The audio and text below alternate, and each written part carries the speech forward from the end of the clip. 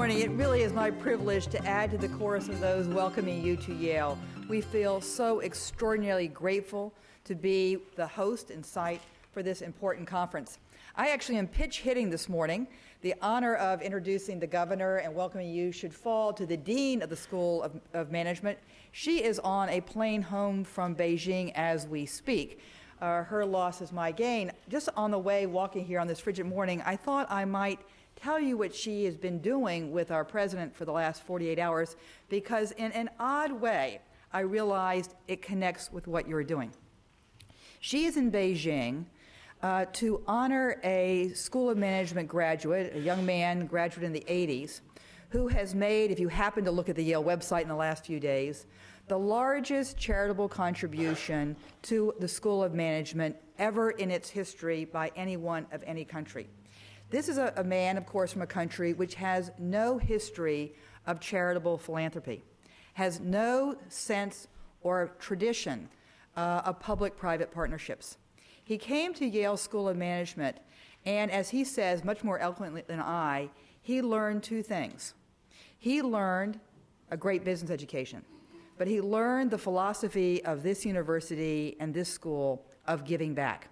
And it seemed to me, when you look back at what are the lessons of our country, you know, you can go back to the classic formulation by the young 20-something-year-old Frenchman, Alexis de Tocqueville, traveling around this country in the 1820s, trying to ascertain what made this fledgling nation what it was.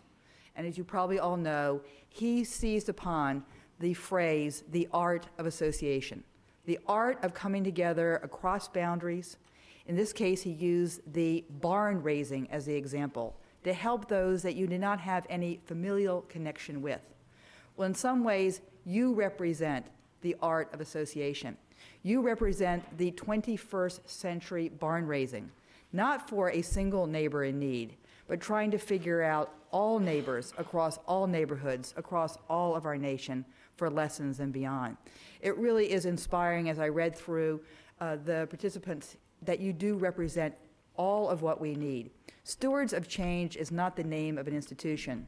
It obviously, as your lives represent, is a sense of philosophy of living and of contributing, whether it is from the government at the local, the state, the federal level, whether it is NGOs, whether it is corporations ranging from the great ones of Motorola and Microsoft, showing that the kinds of problems that bring you together, the kinds of opportunities we see, require crossing all sectors. And I think, as we have all watched debates in our country over the last years, it requires that same kind of art of association for everything we care about, from health to transportation to education.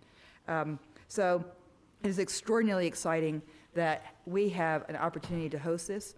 I will say that perhaps because we're in this building, which just opened 2 months ago, and many of you have perhaps not visited Yale except for these conferences, that this is also the art of association, what we as an institution are trying to do more of.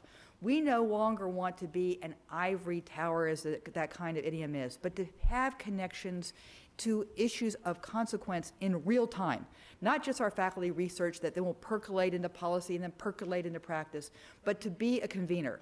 So, for instance, a year before the Copenhagen Convention, I say this perhaps for our guest of honor, we were the host for the National Association of Governors meetings. We had 14 governors here trying to say, no matter what they do or do not accomplish in Copenhagen for the globe, we as governors for our states can do more and engage with NGOs, engage with academics, and it was an incredibly exciting and powerful couple of days, just as your setting will do.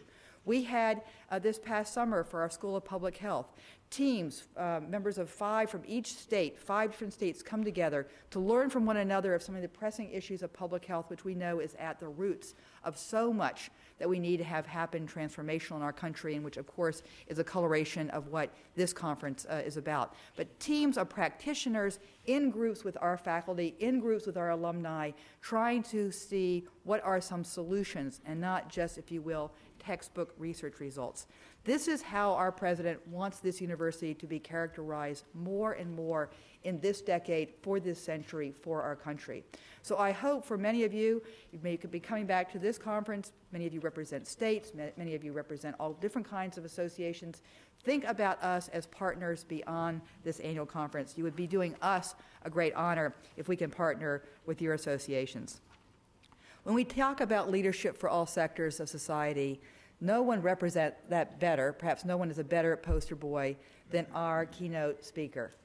Governor Manchin has done it all in the sectors that you all represent. He started his life and excelled early. He was a four-letter man in sports, something you do not see very much of anymore in this day and age of sort of early professionalization. But I think how he has done it is important as what he has done.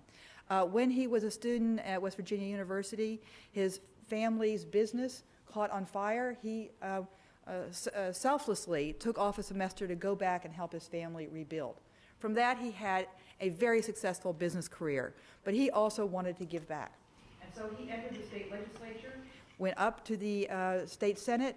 His service to the legislative bodies was for 14 years. He then became Secretary of State of West Virginia in 2000. He won the governorship in 2004 and was reelected for a second term in 2008. His accomplishments in so many sectors are really absolutely remarkable. Bill will tell you more about the ones that kind of connect to your particular engagement here, but it's in all dimensions. In this bruising time of years, he helped to create with his colleagues 23,000 new jobs. He reduced the state debt. He invested more than $11 billion in education, numerous programs for seniors, expanded access to affordable health. He obviously is an accomplished politician and leader. But I wanted to share with you just a couple of examples that I found so touching of the way he has gone about it, lessons for leadership for us all.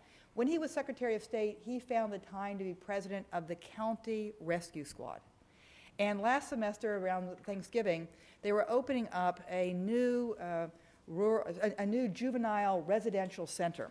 And you know, many of us who plan those kinds of occasions, you think about you got to do a ribbon cutting, you get the town fathers and mothers there, you get the board of directors of this juvenile center there. He and his colleagues says, no, this is for the kids. This is for the juvenile residents. And so he did what would appeal to them. He got on the basketball court. They didn't know probably what a athlete he was, and challenged the kids to a game of basketball, and that was the opening. It says a lot about a kind of leadership. And in his personal capacity, just in this past year, he has created his own nonprofit foundation, 5 Promises for Children. It focuses on 5 promises that so much of your work already heralds as central to the future of our children.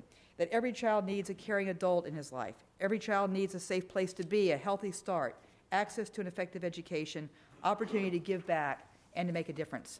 I would say in some ways that that is a very good framework from field to fed.